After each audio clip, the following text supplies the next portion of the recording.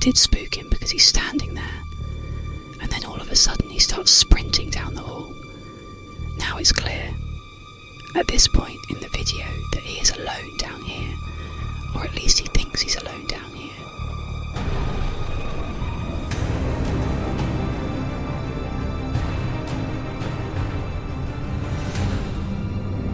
I think we all like to believe that the whole world is accessible to us if we just had the time, or the money, or maybe both. But in today's video, I'm going to shatter that illusion and share with you a top 3 list of places you can't go, no matter how much money or time you might have. And for each of these locations, I'll share with you an instance of someone going there anyways and what happened to them. Spoiler, it didn't end well. Please subscribe to this channel and turn on all notifications so you don't miss any of my weekly uploads. Alright, let's get into today's stories. In the early 1990s, a man turns on his camera, flips on his light and starts filming. As the viewer, all we can tell is that he's in this grey hallway. It's very unclear where he is. It does appear to be something that might be underground, because everything seems to be concrete. As he's filming, he begins walking down this narrow corridor where there's nothing on the walls or on the ground, or anywhere to give away where he is. And so, for the first 40 seconds of him just walking down this kind of meandering hallway, it's very uneventful. Then at some point, he aims his camera at what looks like an arrow that's been spray painted on the wall. He looks down at the ground and there's another arrow. He starts to follow the arrows and he's filming each one as he comes across them, as he goes farther and farther off of the main hallway. And at some point, the arrows bring him to this room, which at first you can't tell what it is, but then as the camera focuses, you see that there is this massive pile of human remains, skeletal remains. The guy filming does not seem alarmed by what he's seeing. In fact, it seems like he came here knowing he might come across this room full of human remains. After staring at this room for a few moments, he doesn't go in, but instead turns and continues following these arrows and strange markings on the wall in the ground as it brings him farther and farther down this other corridor to more rooms with more skeletal remains. And at some point, he comes to a full stop and he's looking at one of these rooms and something spooks him. It's unclear what it is because to this point he's been very nonchalant about this horrible thing he's looking at. It didn't seem to faze him at all, but something did spook him because he's standing there, and then all of a sudden he starts sprinting down the hall. Now it's clear, at this point in the video, that he is alone down here, or at least he thinks he's alone down here. But he's running as if someone's chasing him, and he just takes off down this hall. The camera's now dropped to his side. He's not even trying to film what's in front of him. You hear his breathing, and it's very panicked. And at some point he kind of trips and drops his camera, and the camera comes to rest in this puddle, looking right up against the wall. So you don't have a clear view of where this guy is, or what's going on. And all you hear is his panicked breathing and his rapid footsteps as he continues to run down the hallway and eventually just disappears. And it's totally silent. And at some point, the camera runs out of batteries and it turns off 10 years later. A group of urban explorers would find this man's camera where he had dropped it 10 years earlier, in one of the scariest places on earth.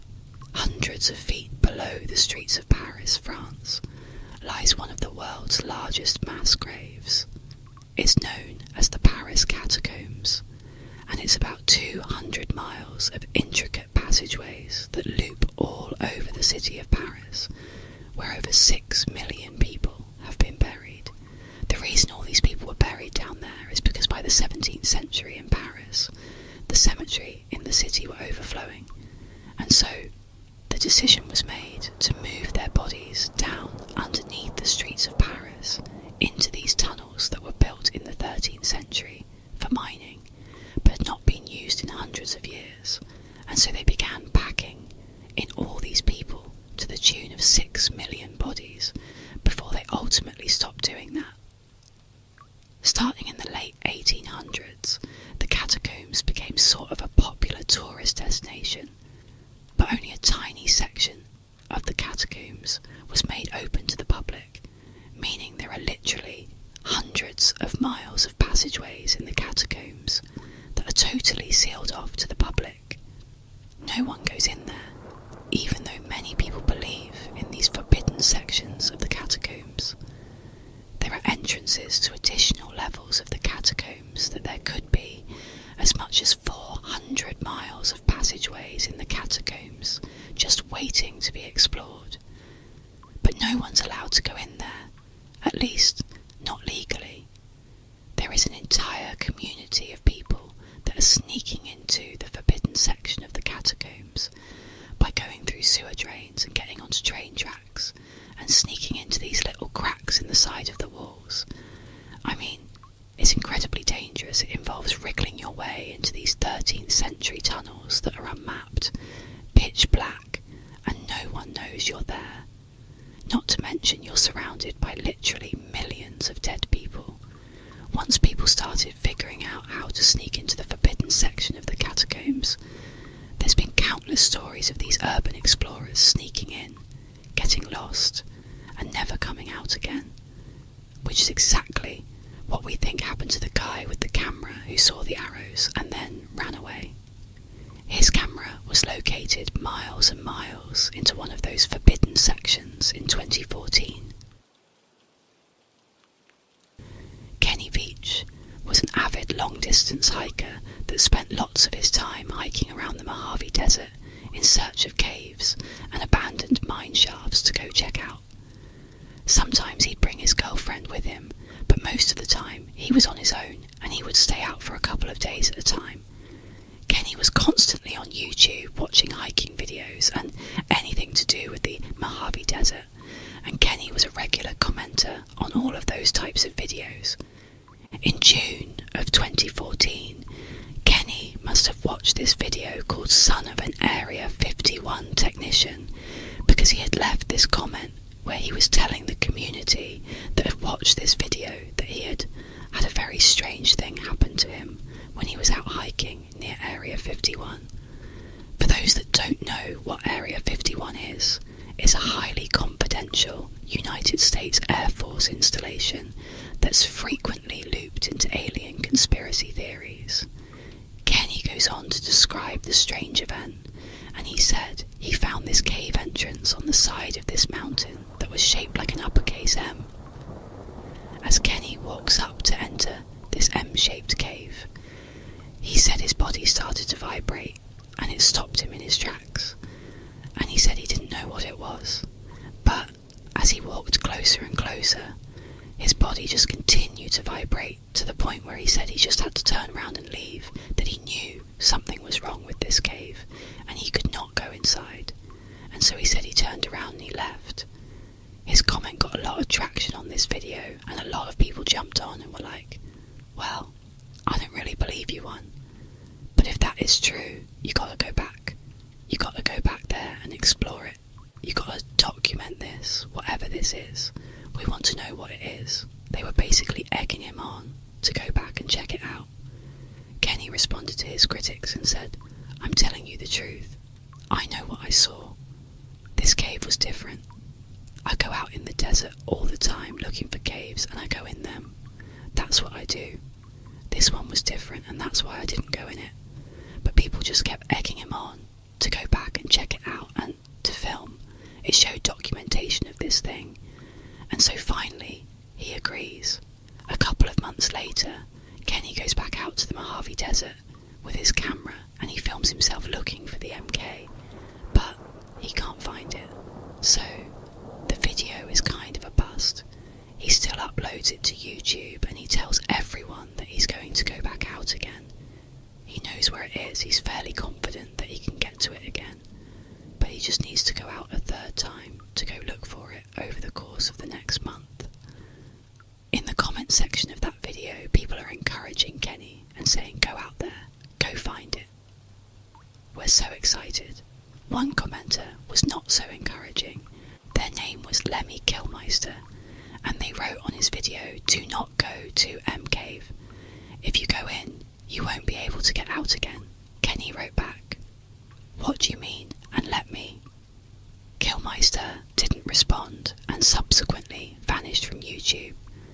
Kenny brushes this off, and on November the 10th, 2014, he heads back out once again to try to find M Cave. On November 14th, when he had not returned and his girlfriend had not heard from him and couldn't get in touch with him, she called the police.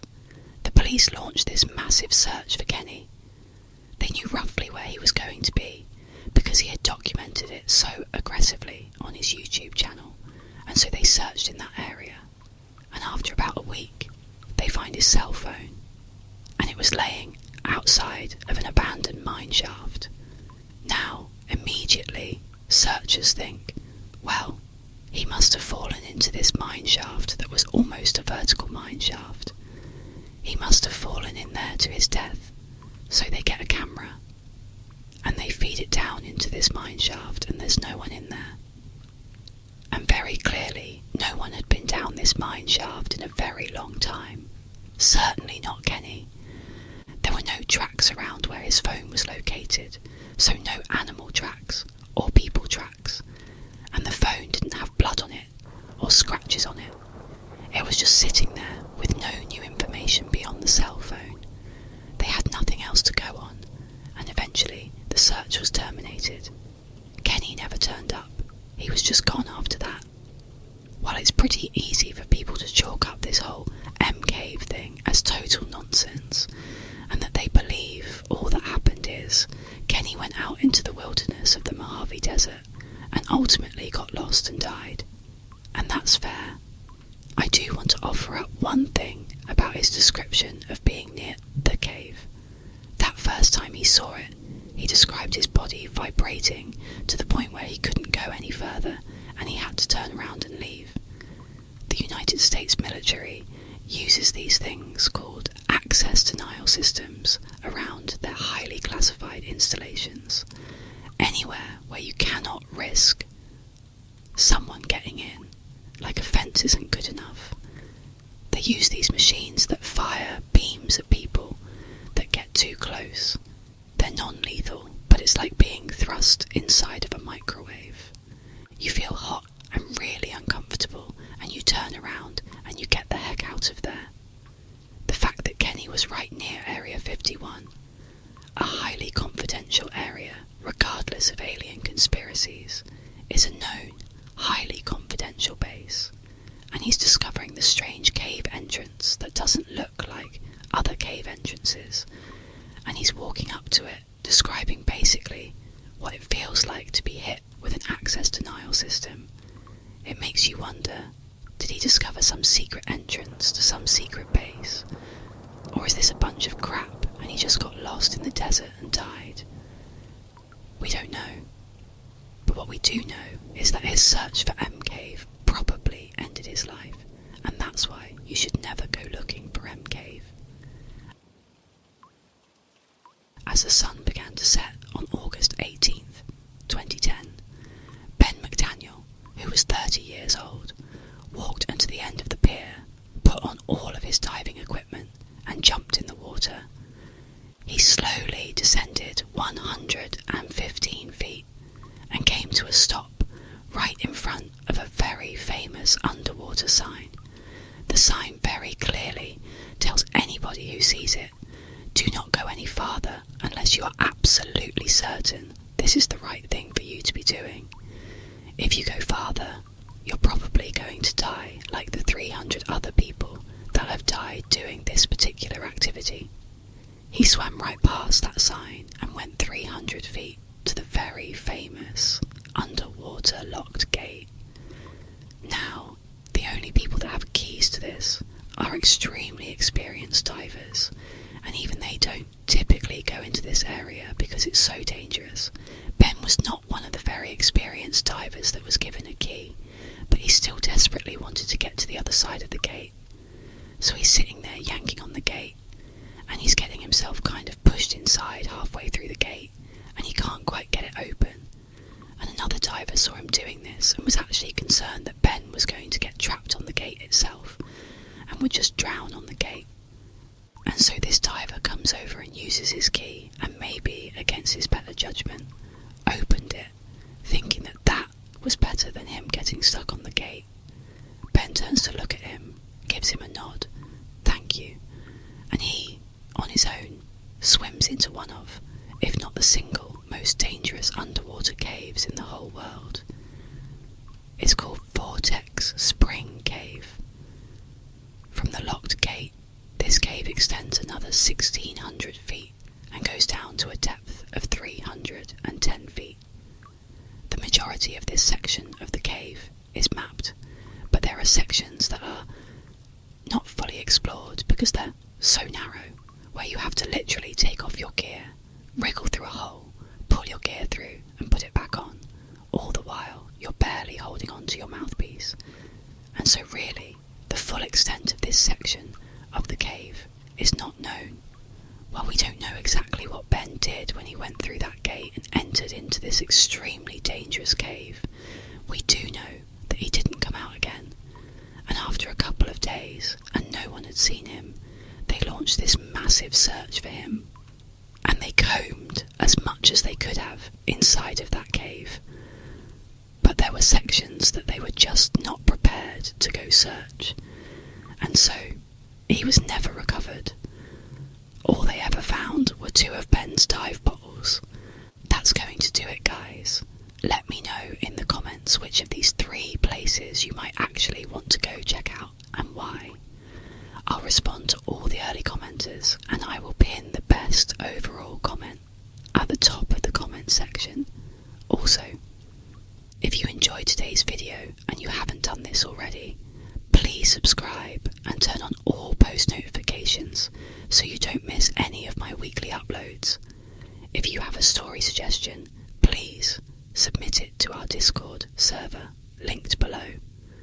I check it every day, and if I intentionally use one of your suggestions, I will absolutely credit you. Just know that I really appreciate your support. And until next time, that's going to do it. Bye, cuties.